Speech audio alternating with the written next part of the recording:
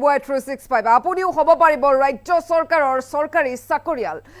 চাকৰি লাভৰ সপোন দেখা সকলৰ বাবে এই মুহূৰ্তত সুখবৰ আহি পৰিছে শুকুৰবাৰে দাখিল হোৱা বাজেটত নিযুক্তিৰ নতুন দিগন্ত অতিৰিক্ত 2 লাখ যুৱক যুৱতীক চাকৰি প্ৰদানৰ লক্ষ্য এইবাৰ চৰকাৰৰ এই মুহূৰ্তত জনাম আমি সুখবৰ আৰু আপুনিও হব পাৰিব ৰাজ্য চৰকাৰৰ চৰকাৰী চাকৰিয়াল গতিকে এই মুহূৰ্তত আমি যিসকলে চৰকাৰী চাকৰিৰ সপোন দেখিছে তেওঁলোকৰ বাবে সুখবৰ লৈ আহিছো চৰকাৰী চাকৰি লাভৰ সপোন দেখা সকলৰ বাবে এইবাৰ সুখবৰ শুকুৰবাৰে দাখিল হোৱা বাজেটত নিযুক্তিৰ নতুন দিগন্ত আৰু অতিৰিক্ত 2 লাখ যুৱক যুৱতীক চাকৰি প্ৰদানৰ লক্ষ্য চৰকাৰৰ বিগত 5 বছৰত 1.64 লাখ লোকক দিছে চৰকাৰী চাকৰি আৰু পুনৰ অতিৰিক্ত 2 লাখ নিবনুৱাক চাকৰি প্ৰদানৰ ঘোষণা চৰকাৰৰ বিভিন্ন বিভাগত অহা 5 বছৰত চৰকাৰে দিব এই নিযুক্তি এনে ধৰণৰ ঘোষণা এতিয়া কৰা হৈছে চৰকাৰী চাকৰিৰ সপোন দেখা সকলৰ বাবে আসলতে ভাল খবৰ আপুনিও হ'ব পাৰিব এতিয়া ৰাজ্য চৰকাৰৰ চৰকাৰী চাকৰিয়াল আপুনি যদি চৰকাৰী চাকৰিৰ সপোন দেখিছে চৰকাৰী চাকৰি বিচাৰি আছে কৰিবলৈ তেন্তে এই খবৰ একেবাৰে আপোনাৰ বাবে যেহেতু ইতিমধ্যে এই সন্দৰ্ভত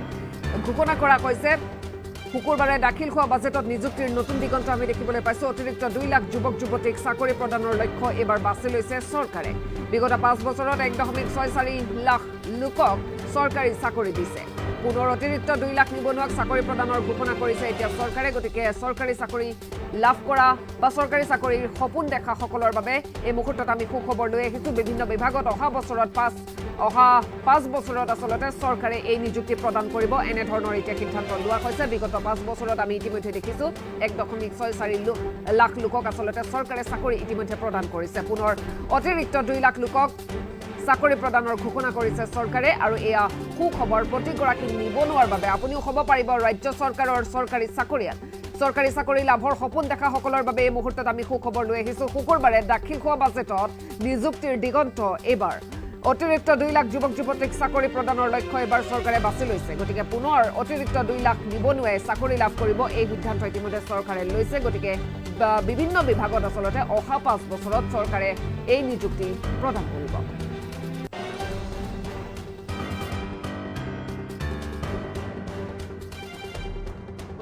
বিগত কেইবছৰমান ধৰি অসমে এক শক্তিশালী উন্নয়নৰ গতি অব্যাহত ৰাখিছে আমাৰ দলৰ সংকল্প পত্ৰৰ সৈতে সংগতি ৰাখি ফেব্ৰুৱাৰী মাহত দাখিল কৰা লেখানুদানৰ ভাষণত অতীতৰ সফলতা আৰু ভৱিষ্যতৰ দৃষ্টিভংগী বিস্তৰিতভাৱে উল্লেখ কৰা হৈছিল ইয়াৰ উদ্দেশ্য আছিল অন্তৰ্ভুক্তিমূলক বিকাশৰ লগতে জনকল্যাণ সুনিশ্চিত কৰা আৰু এক গতিশীল শাসন ব্যৱস্থাৰ জৰিয়তে ৰাজ্যখনক আগুৱাই নিয়া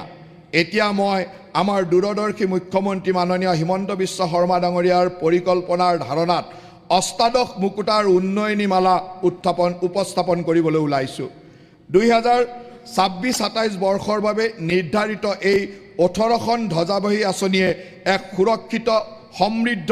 বিকশিত অসম গঢ়ি তোলাৰ যাত্ৰাত অসমৰ পথ নিৰ্দেশনা প্ৰদান কৰিব প্ৰথম ধ্বজাবাহী আঁচনি হৈছে নিযুক্তিৰ নতুন দিগন্ত অতিৰিক্ত 2 লাখ নিযুক্তিৰ লক্ষ্য অধ্যক্ষ মহোদয় আমাৰ চৰকাৰে 1 লাখ নিযুক্তিৰ প্ৰতিশ্ৰুতি দিছিল আৰু আমি সেই প্ৰতিশ্ৰুতি ইতিমধ্যে অতিক্ৰম কৰি বিগত 5 বছৰত 1,64,000তকৈ অধিক চৰকাৰী চাকৰি প্ৰদান কৰিছোঁ এই ধাৰাবাহিকতা অক্ষুণ্ণ ৰাখি আমি এতিয়া নিযুক্তি প্ৰদানৰ পৰৱৰ্তী পৰ্যায়ত উপনীত হৈছোঁ অনাগত 5 বছৰত চৰকাৰী বিভাগ বিশ্ববিদ্যালয় চিকিৎসা মহাবিদ্যালয় আইনগত সংস্থা সোসাইটি ষষ্ঠ অনুসূচিত অন্তৰ্গত পৰিষদ আৰু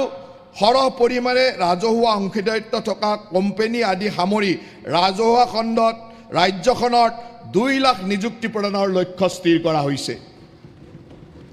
এই লক্ষ্যৰে এক বিস্তৃত পৰিকল্পনা প্ৰস্তুত কৰাৰ বাবে মুখ্য সচিবৰ সভাপতিত্বত এক বিশেষ টাস্ক ফোৰ্স গঠন কৰা হৈছে প্ৰাথমিক পৰ্যায়ত আৰু অধিক খালী পদ সৃষ্টিৰ লক্ষ্যৰে গ্ৰহণ কৰা এই পদক্ষেপে বৰ্তমান কৰ্মচাৰীসকলক সময়মতে পদোন্নতি দিয়াত সহায় কৰিব আৰক্ষী বাহিনী ভূ ৰাজহ কৰ্মচাৰী শিক্ষানুষ্ঠান স্বাস্থ্য সেৱা প্ৰতিষ্ঠান বন আৰু ৰাজহ উপাৰ্জনকাৰী বিভাগসমূহত নতুন পদৰ সৃষ্টিৰ কথাও আমি বিবেচনা কৰিম। সংকল্প পত্ৰত উল্লেখিত প্ৰতিশ্ৰুতি অনুসৰি এই চৰকাৰৰ সময়ছোৱাতে ৰাজ্যখনৰ নৱপ্ৰজন্মৰ বাবে নিয়োগৰ অধিক সুযোগ সৃষ্টি কৰাৰ বাবে আমি দায়বদ্ধ।